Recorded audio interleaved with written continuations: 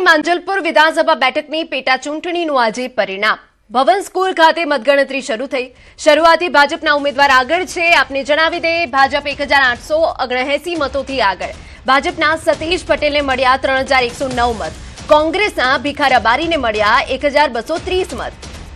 નોટામાં 110 મત પડ્યા હોવાની પણ અહીંયા વિગતો મળી રહી છે। આ ખરાખરીનો જંગ છે કે જેની મતગણતરી હાલ ચાલી રહી છે। મતગણતરી કેન્દ્ર પર કડક સુરક્ષા વ્યવસ્થા પણ કરવામાં આવી છે। 260 મતદાન મથકોના મતોની ગણતરી 19 રાઉન્ડમાં પૂર્ણ કરાશે। 14 ઈવીએમ અને એક પોસ્ટલ બેલેટ કાઉન્ટિંગ ટેબલની વ્યવસ્થા પણ કરાઈ છે। મતગણતરી માટે 42 ગણતરી સ્ટાફ અને 42 માઇક્રો ઓબ્ઝર્વરની નિમણૂક કરાઈ છે। ચૂંટણી કામગીરી માટે 200 જેટલા અન્ય સ્ટાફ પણ ફરજ પર મતગણતરી કેન્દ્ર પર ત્રિસ્તરીય સુરક્ષા વ્યવસ્થામાં ગોઠવાયા છે। 200થી વધુ પોલીસ કર્મચારીઓ અને અધિકારીઓ સુરક્ષા બંદોબસ્તમાં તૈનાત। ભાજપના સતીશ પટેલ અને કોંગ્રેસના ભીખાભાઈ રબારી વચ્ચે સીધી ટક્કર છે। પૂર્વ મંત્રી યોગેશ પટેલના નિધન બાદ આ બેઠક ખાલી પડી હતી। 30 જુલાઈએ મતદાન થયું હતું અને આજે મતગણતરી થઈ રહી છે, જેમાં ભાજપના જે ઉમેદવાર છે તે આગળ ચાલી રહ્યા હોવાની વિગતો છે। આપને જણાવી દઈએ કે મતગણતરી દરમિયાન બંને ઉમેદવારોના રાજકીય ભાવિનો ફેસલો થવાનો છે। એ થોડા સમયમાં ચિત્ર સ્પષ્ટ થશે। ભાજપ માટે આ બેઠક પ્રતિષ્ઠાનો જંગ માનવામાં આવી રહી છે, જ્યારે કોંગ્રેસ પણ જીતનો દાવો કરી રહી છે।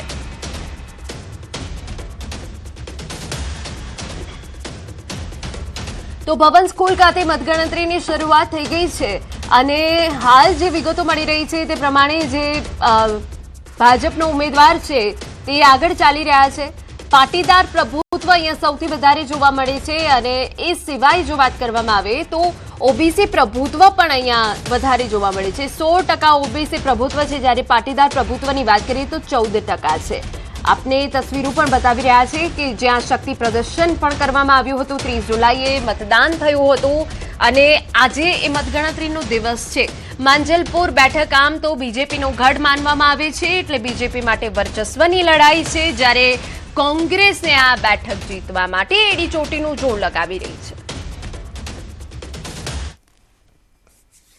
અમારા સંવાદદાતા હાર્દિક જોડાઈ ગયા છે। હાર્દિક, માંજલપુર બેઠક પર ખરાખરીનો જંગ છે, મતગણતરીની શરૂઆત થઈ ગઈ છે, કયું ચિત્ર હાલ સ્પષ્ટ થઈ રહ્યું છે? Overall update.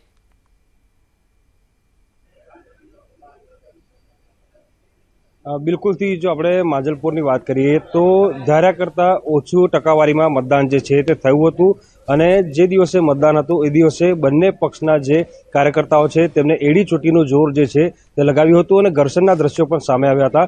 આજે મતગણતરી છે ત્યારે બેલેટ પેપરનું જે બીજું રાઉન્ડ છે તેની ગણતરી પૂર્ણ થઈ ગઈ છે। પહેલા રાઉન્ડમાં પણ ભાજપના સતીશ પટેલ જે છે તે આગળ હતા અને બીજા રાઉન્ડમાં પણ ભાજપના સતીશ પટેલ જે છે તે 1879 મતોથી અત્યારે આગળ ચાલી રહ્યા છે। બેલેટ પેપરના ત્રીજા રાઉન્ડની જે ગણતરી જે છે તે અત્યારે ચાલી રહી છે।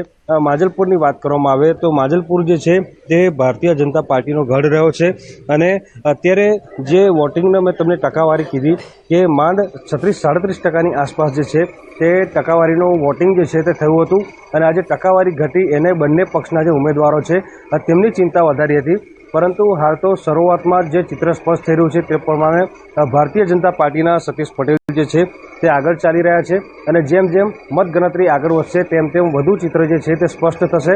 દ્રશ્યોમાં પણ જોઈ શકાય છે કે મતગણતરી જ્યાં ચાલી રહી છે ત્યાં સીસીટીવી કેમેરાથી સર્વેલન્સ જે છે તે કરવામાં આવી રહ્યું છે અને શાંતિપૂર્ણ માહોલમાં જે છે આખી મતગણતરીની પ્રક્રિયા જે છે તે અત્યારે કરવામાં આવી રહી છે।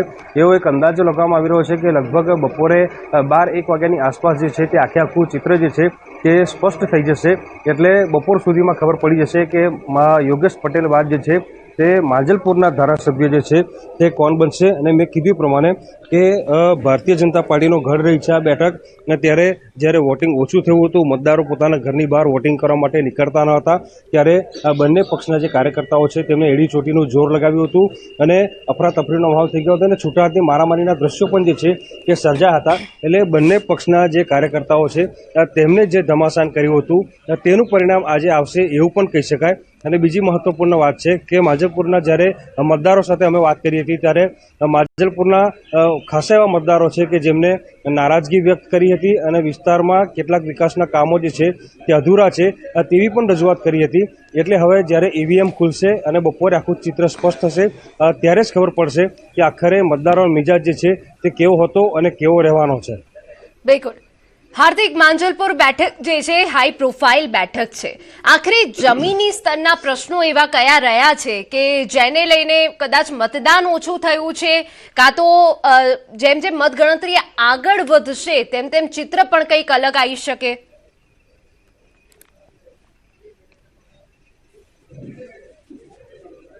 હાલ પૂરતી તો એવી કોઈ શક્યતાઓ દેખાતી નથી, કારણ કે આપણે ભૂતકાળના જેટલા પણ પરિણામો જોઈએ તો યોગેશ પટેલ જે ગુજરાતના સૌથી સિનિયર ધારાસભ્ય હતા તેમને ખૂબ જ મોટી લીડ મેળવી હતી અને ત્યારબાદ ભવ્ય જીત જે છે તે ભારતીય જનતા પાર્ટીની માજલપુર બેઠક પર થઈ હતી.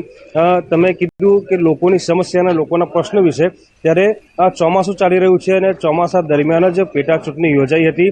દર વર્ષે ચોમાસામાં માજલપુર વિસ્તારના કેટલાક અલગ અલગ ભાગો છે, સોસાયટીઓ છે કે જ્યાં પાણી ભરાઈ જવાની સમસ્યા જે છે તે સર્જાતી હોય છે. એના કારણે લોકોમાં નારાજગી હતી. કેટલાક વિસ્તારો જે છે ત્યાં રોડની સમસ્યા છે, કેટલાક વિસ્તાર એવા જે છે કે જ્યાં સિનિયર સિટીઝનો બૂમો પાડી રહ્યા છે કે સિનિયર સિટીઝન માટે આ વિસ્તારમાં કોઈપણ જાતની વ્યવસ્થા ઊભી કરવામાં નથી આવી. એટલે આવનારો જે ઉમેદવાર હોય, જનપ્રતિનિધિ હોય, એ સ્થાનિક લોકો જે છે તેમના પ્રશ્નો સાંભળે તેવી રજૂઆત જે છે તે સ્થાનિક લોકો દ્વારા કરવામાં આવી હતી.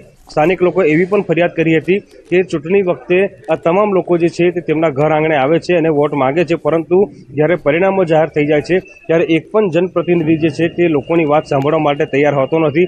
કોર્પોરેશનમાં અનેક વખત રજૂઆતો કરવા છતાં કોર્પોરેશનના ચોપડે ફરિયાદનું સમાધાન થઈ ગયું હોવાનું જે છે તે જણાઈ આવે છે, પરંતુ ગ્રાઉન્ડ લેવલ પર કામગીરી થઈ હોતી નથી. એટલે આ તમામ જે પ્રશ્નો જે છે તેને સીધી અસર જે છે તે વોટિંગ પર પણ જોવા મળી હતી, કારણ કે જે દિવસે વોટિંગ હતું એ દિવસે ગણ્યા ગાંઠ્યા જે મતદારો છે તેઓ પોતાના ઘરની બહાર નીકળ્યા હતા અને એના કારણે જે છે તે વોટિંગ જે છે તે ધાર્યા કરતાં ઓછું થયું હતું. એટલે મેં કીધું પ્રમાણે કે જ્યારે 12-1 વાગ્યાની આસપાસ જે છે તે આખું ચિત્ર જે છે તે સ્પષ્ટ થઈ જશે અને માજલપુરના ધારાસભ્ય સતીશ પટેલ બનશે કે પછી ભીખાભાઈ રબારી બનશે તે બપોર બાદ જ જે છે તે ખબર પડશે.